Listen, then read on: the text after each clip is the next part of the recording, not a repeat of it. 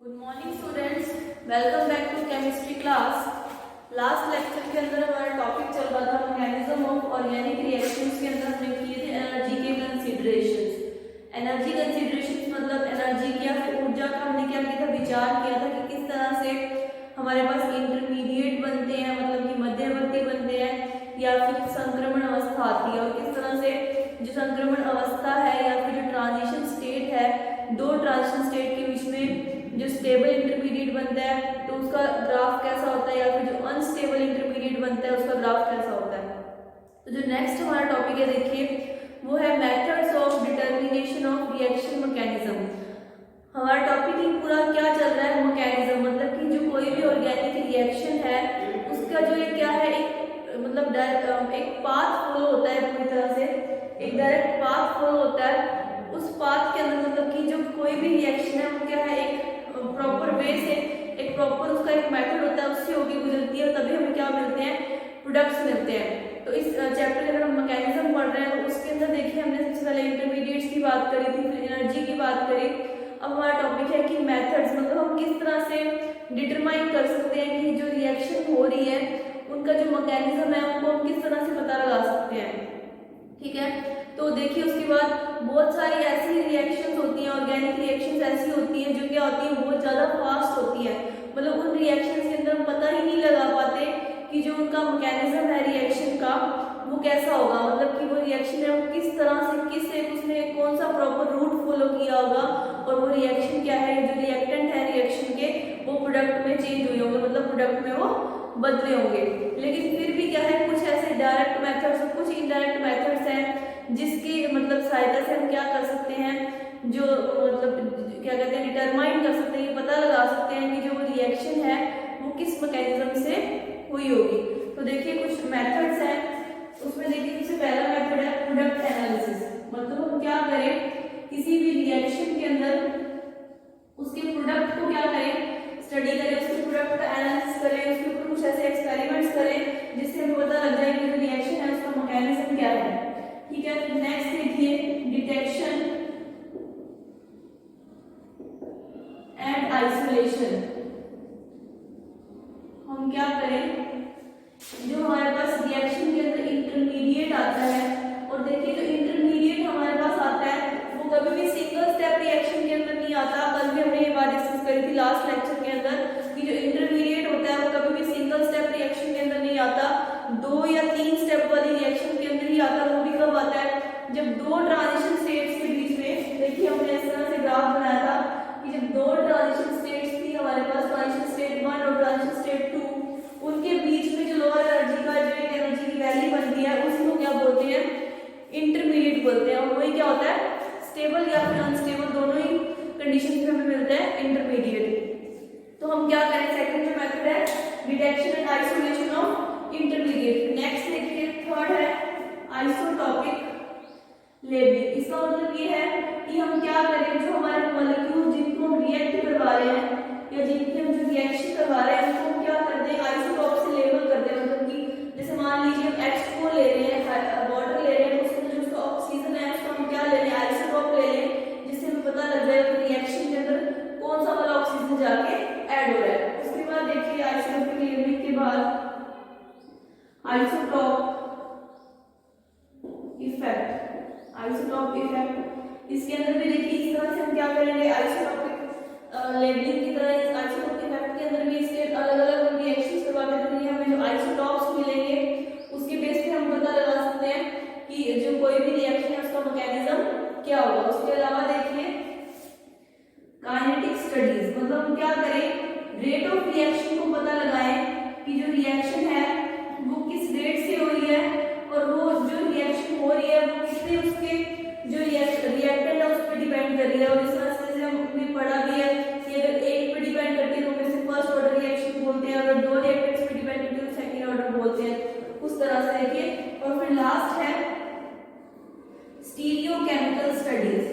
Stereochemical studies का मतलब ये कि जो स्टीरियोकेमिस्ट्री जो आपके अभी नेक्स्ट चैप्टर भी आएगा कि हमारे पास क्या है, एक ही मॉलिक्यूल के क्या है, दो स्टीरियो आइसोमर्स हमें मिलते हैं, उससे भी हम पता लगा सकते हैं कि जो रिएक्शन है वो एक किस प्रॉपर रूट से गई है, किस एक उसने ऐसा कौन सा प्रॉपर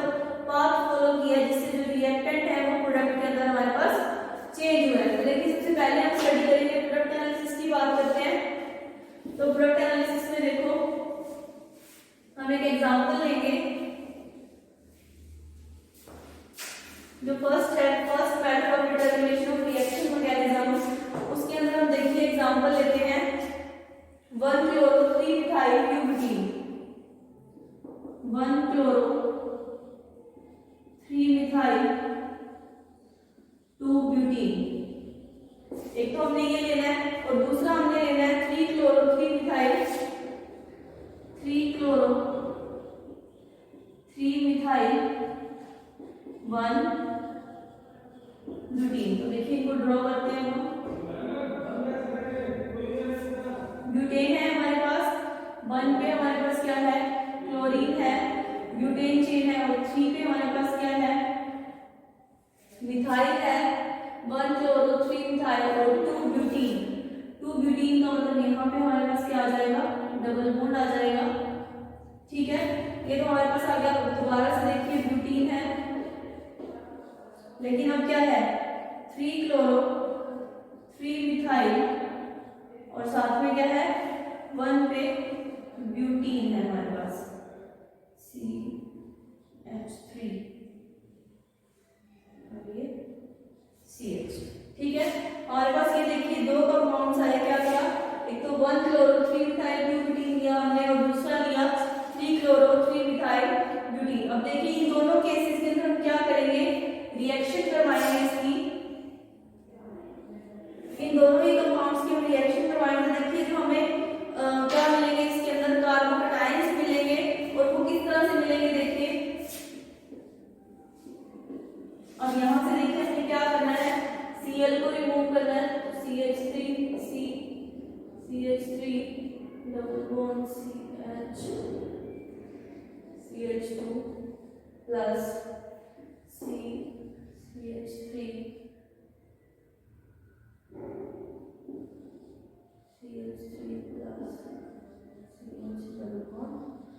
CH2।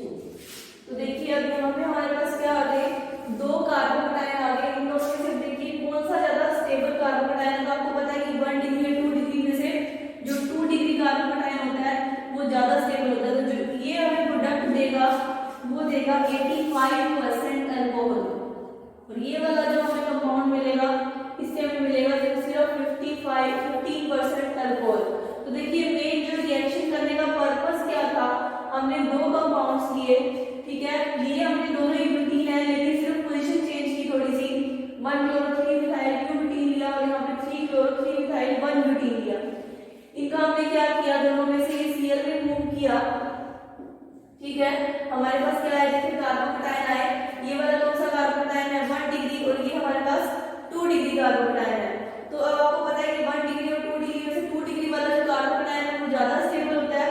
और इसी करके देखिए जो इसमें हमें कंपाउंड मिलेंगे, यहाँ पे जो ये अल्कोहल मिलेगा हमें, वो मिलेगा जो अल्कोहल मिलेगा 85% अल्कोहल मिलेगा और ये मिलेगा 15% अल्कोहल। तो देखिए CH3 CH double bond CH2 OH, CH3 CH2 OH।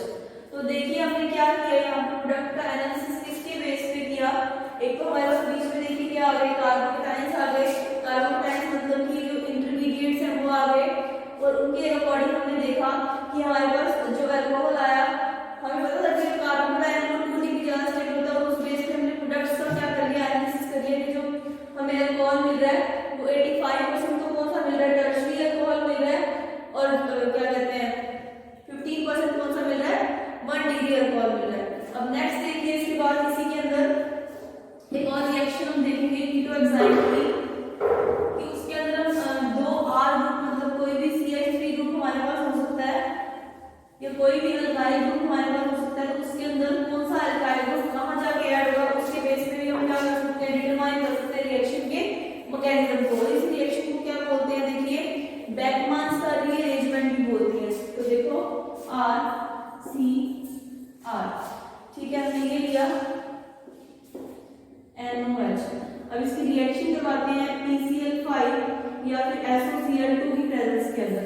तो यहाँ पे होगा क्या, देखो हमारे पास अमाइड बनेगा, लेकिन इसके अंदर होगा क्या, एक जो R ग्रुप है वो क्या होगा,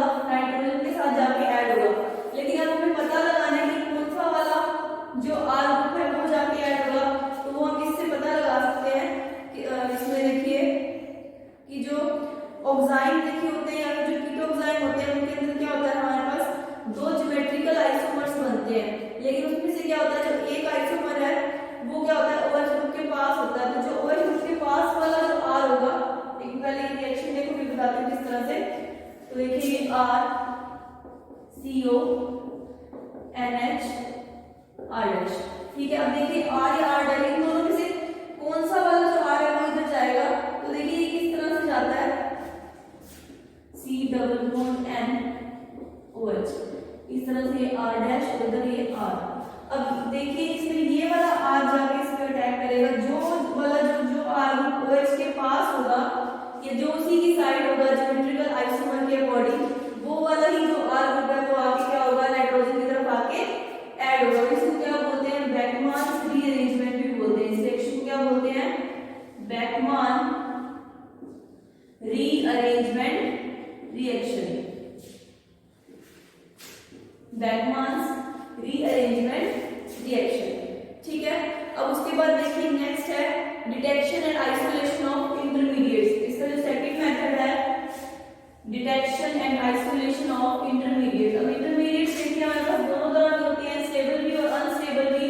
तो उनको किस तरह से डिटेक्ट करेंगे, उनको आइसोलेट करेंगे। तो सेकंड मेथड है detection and isolation of intermediates.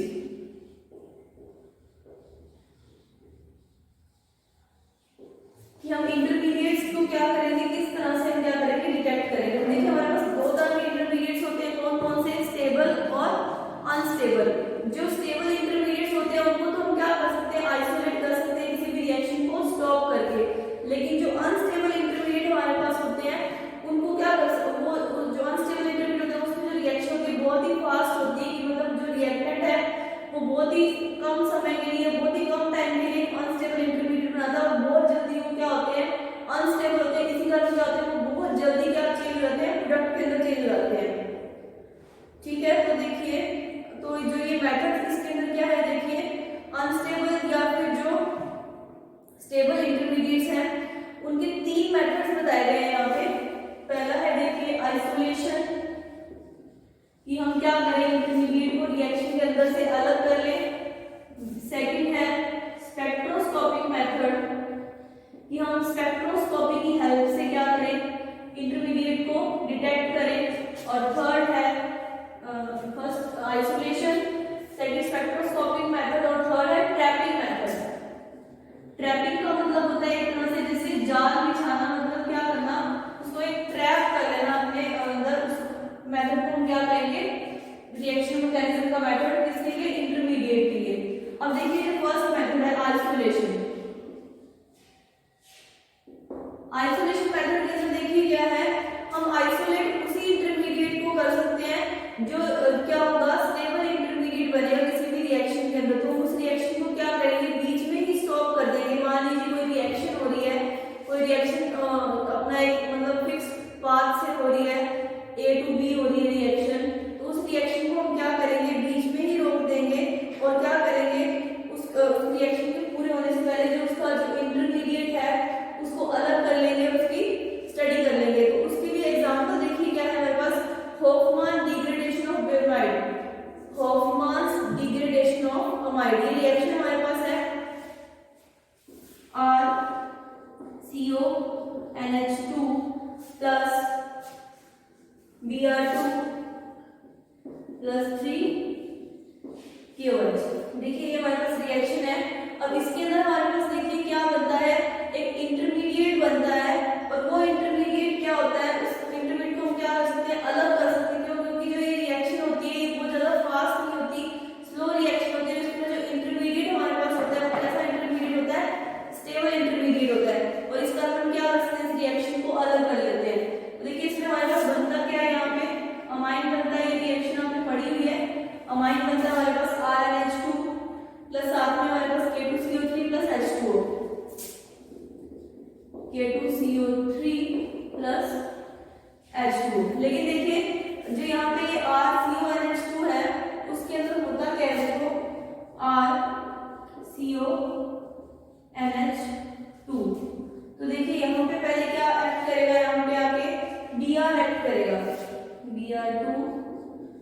Br2KOH, यहाँ पे हमारे पास आ जाएगा RCONH Br माइनस, यहाँ पे इस तरह से। फिर बाद में देखिए जब यहाँ से इसको हम Br को माइनस करेंगे दोबारा जैसे KOH ऐड करेंगे, यहाँ पे माइनस हमारे पास KBr आ जाएगा, तो RCON, ठीक है, ये हमारे पास आएगा। तो जो ये हमारे पास इंटरमीडिएट आता है ये कैसा होता है, स्टेबल इंटरमीडिएट होता है। जो हम रिएक्शन को बीच में ही स्टॉप कर देते हैं तो हमें ये स्टेबल इंटरमीडिएट मिल जाता है, और इसी जो स्टेबल इंटरमीडिएट है इसकी क्या करते हैं, स्टडी कर लेते हैं और पता लग जाता है हमारे पास जो रिएक्शन है वो किस मैकेनिज्म से हो रही है, ठीक है। यहाँ पे n माइनस, यहाँ पे साथ में Br भी ऐड कर सकते हो, ठीक है। तो ये था इंटरमीडिएट। और फिर क्या है, रीअरेंजमेंट में या फिर इस कंडीशन के अंदर आइसोलेशन से दोनों तरह से क्या पता लगा सकते हैं हम कि इंटरमीडिएट हमारे पास जो बन रहा है वो कैसा बन रहा है, स्टेबल या फिर अनस्टेबल। अब नेक्स्ट देखिए स्पेक्ट्रोस्कोपिक मेथड। तो स्पेक्ट्रोस्कोपिक मेथड के अंदर हम क्या करते हैं, देखिए हम रिएक्शन करते हैं नाइट्रेशन बेंजीन का। जब बेंजीन का नाइट्रेशन करते हैं तो उसके अंदर जो NO2 ग्रुप हमारे पास या जो NO2 आयन होता है हमारे पास, वो क्या होता है उसको हम स्टडी कर लेते हैं किससे, रमन स्पेक्ट्रोस्कोपी। स्पेक्ट्रोस्कोपी के देखिए बहुत सारे मेथड्स होते हैं अलग अलग, वो आप हायर क्लासेस में पढ़ोगे स्पेक्ट्रोस्कोपी आपके कुछ तो सिलेबस के अंदर भी है, लेकिन जो है एक रमन स्पेक्ट्रोस्कोपी। तो रमन स्पेक्ट्रोस्कोपी की हेल्प से हम क्या कर सकते हैं, जो नाइट्रेशन होता है बेंजीन का, मतलब बेंजीन के ऊपर आके NO2 ग्रुप ऐड होता है, उसकी स्टडी हम कर सकते हैं किसकी हेल्प से, स्पेक्ट्रोस्कोपी की हेल्प से। नेक्स्ट है देखिए ट्रैपिंग मेथड। ट्रैपिंग मेथड जो यूज होता है वो अनस्टेबल इंटरमीडिएट्स की स्टडी करने के लिए। जो आइसोलेशन था उसमें हम क्या करते हैं, स्टेबल इंटरमीडिएट्स की स्टडी कर रहे थे, लेकिन ट्रैपिंग के अंदर क्या है, हम अनस्टेबल इंटरमीडिएट्स को क्या कर सकते हैं, ट्रैप करके पता लगा सकते हैं कि इसमें जो इंटरमीडिएट हमारे पास आ रहा है वो कैसा आ रहा है, अनस्टेबल आ रहा है। तो देखिए इस रिएक्शन के लिए हम जो रिएक्शन करते हैं वो इंटरमीडिएट का हम क्या बना लेते हैं, अडक्ट बना लेते हैं। जैसे कि फॉर एग्जांपल देखिए अगर हम क्या लें, कोई साइक्लोप्रोपेन ले लें, या फिर हमारे पास देखिए कोई कार्बीन है। अब कार्बीन क्या है, आपको पता है बहुत ज्यादा अनस्टेबल इंटरमीडिएट है, और अगर हमें पता लगाना है किसी रिएक्शन के अंदर जो इंटरमीडिएट है वो कार्बीन बन रहा है, तो उसकी हम क्या करेंगे, उसके अंदर कुछ ऐसा एडप्ट डालेंगे जिससे क्या होगा, वो एडप्ट करके एक प्रोडक्ट बना लेगा, और उसके हेल्प से स्टडी कर सकते हैं कि जो हमारे पास इंटरमीडिएट आया अनस्टेबल वो क्या था, कार्बीन था। तो देखिए एग्जांपल ट्रैपिंग के अंदर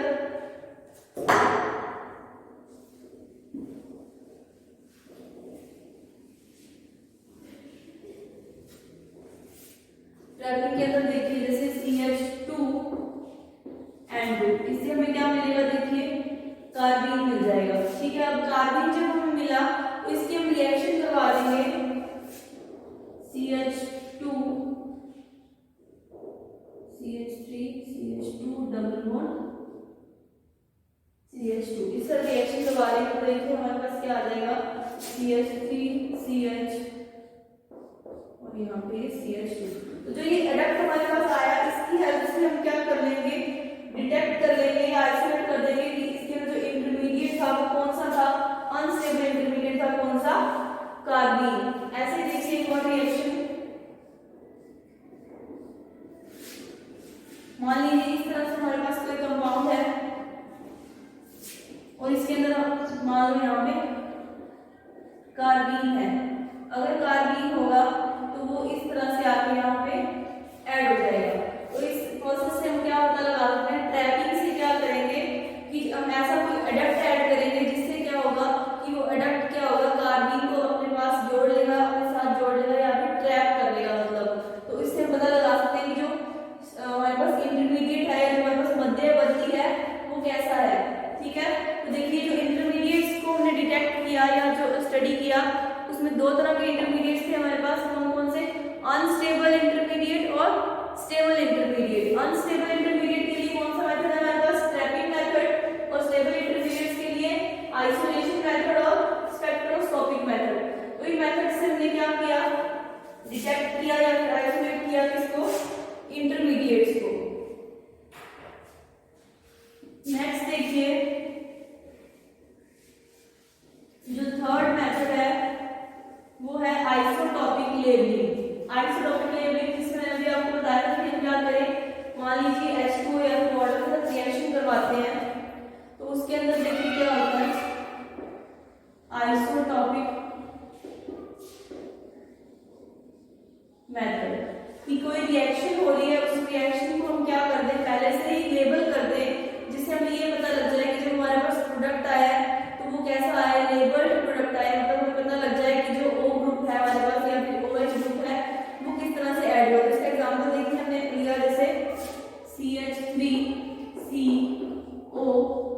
C6H11।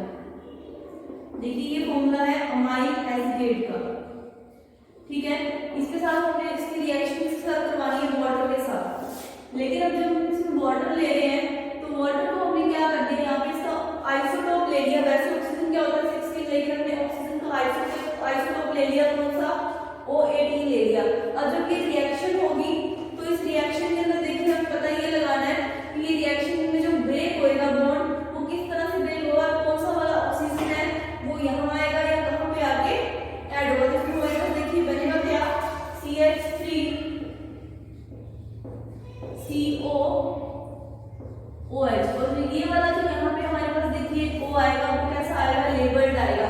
मतलब यहाँ पे हमारे पास जो ये एसिटिक एसिड आया है, कार्बोक्सिलिक एसिड आया, वो कैसा आया, ये वाला ऑक्सीजन आके देखिए इस पे ऐड हुआ। और साथ में हमारे पास यहाँ पे आ जाएगा ये C5H11OH। हमारे पास एक तो क्या आया, एसिटिक एसिड आया, और दूसरा हमारे पास अमाइल अल्कोहल आ गया C5H11OH। तो हमें ये देखो इस रिएक्शन से कैसे पता लगा, ये एसिटिक एसिड और ये अमाइल एल्कोहल। देखिए हमने क्या किया, अमाइल एसिड लिया, उसकी रिएक्शन हमने वाटर के साथ करवाई, लेकिन वाटर के अंदर जो हमने ऑक्सीजन था उसको क्या कर दिया, एक तरह से लेबल कर दिया, आइसोटोपिक लेबलिंग इसकी कर दी। और जब रिएक्शन करवाई तो रिएक्शन में हमारे पास प्रोडक्ट आए, उस प्रोडक्ट के अंदर देखिए हमें पता लग गया कि जो ये वाला जो ऑक्सीजन था वो कहाँ से आया, हमारे पास वाटर के पास से आया। इस तरह से जो हमारे पास कंपाउंड आया या एसिटिक एसिड आया, वो कैसा आया, लेबल्ड आया। तो ऑक्सीजन हमारे पास कौन सा वाला आया, कि H2O वाला ऑक्सीजन आया। मतलब ये कि यहाँ पे जो बॉन्ड ब्रेक हुआ होगा वो यहाँ से हुआ ब्रेक, और जो ये OH ग्रुप है वो आके इसके पास आके ऐड हुआ, और साथ में C5H11OH। ये बना जो कंपाउंड, ये जो बना इसके अंदर जो ऑक्सीजन था वो ऑक्सीजन कौन सा था, उसी कंपाउंड वाला था, ठीक है। तो इसके बाद देखिए ये था आइसोटोपिक मेथड। आइसोटोपिक मेथड के अंदर और भी एग्जांपल देखिए, हाइड्रोजन की जगह कई बार क्या होता है, जैसे यहाँ पे हमने ऑक्सीजन की लेबलिंग करी, कई बार यहाँ पे क्या करते हैं, H2 की जगह D2O ले लेते हैं। D2O मतलब कि ड्यूटीरियम, और ऐसे ही ट्रिटियम भी ले लेते हैं। ये क्या है, हाइड्रोजन के आइसोटोप से आपको पता ही है, हाइड्रोजन के दो आइसोटोप्स होते हैं या तीन, जिसको कहते हैं खुद है हाइड्रोजन, ड्यूटीरियम और ट्रिटियम। तो जब हम क्या करते हैं, D2O के साथ रिएक्शन करवाते हैं या ड्यूटीरियम या ट्रिटियम के साथ, जो ड्यूटीरियम होता है वो क्या होता है, हाइड्रोजन से ज्यादा हैवी होता है, ठीक है, और ट्रिटियम उससे भी ज्यादा हैवी होता है। तो कुछ कंडीशंस के अंदर तो उसमें रिएक्शन के अंदर कोई फर्क नहीं पड़ता, लेकिन कई रिएक्शंस ऐसी होती है या कई जो रिएक्शन के उनमें क्या होता है, रेट डिटरमाइनिंग स्टेप होता है, मतलब पता लगाते हैं जिससे कि जो रेट ऑफ रिएक्शन है वो डिपेंड कर रही है अगर इसके ऊपर भी, अगर D2O के ऊपर भी डिपेंड कर रही है रेट ऑफ रिएक्शन, तो उस कंडीशन के अंदर हमें ये बात पता लग जाएगी कि जो ये ड्यूटीरियम है वो क्या है, ज्यादा हैवी है, ठीक है। तो ये आइसोटोपिक इफेक्ट और आइसोटोपिक लेबलिंग एक ही बात है। आइसोटोपिक इफेक्ट के अंदर भी यही चीज आती है, जो हाइड्रोजन और ड्यूटीरियम वाला एग्जांपल मैं आपको बता रही हूँ वो आइसोटोपिक इफेक्ट के अंदर है। तो देखिए आइसोटोपिक इफेक्ट,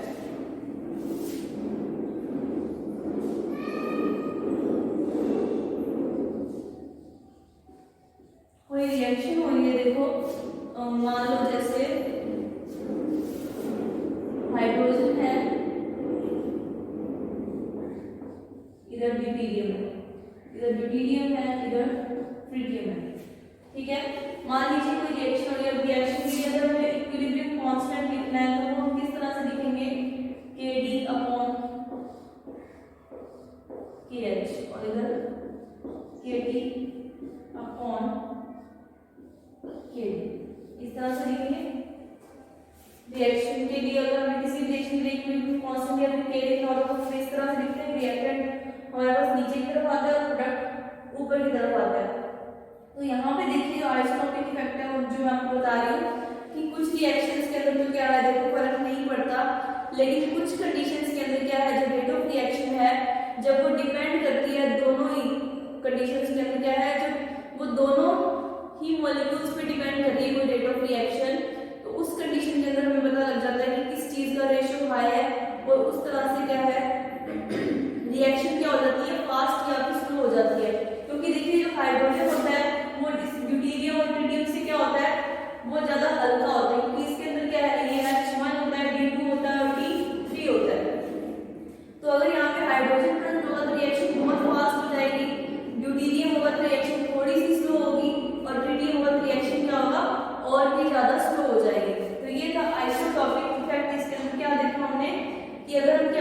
इसके अलग अलग आइसोटॉप्स ले लें तो रिएक्शन के अंदर हम पता लगा सकते हैं रिएक्शन मैकेनिज्म किस तरह से हो रहा है।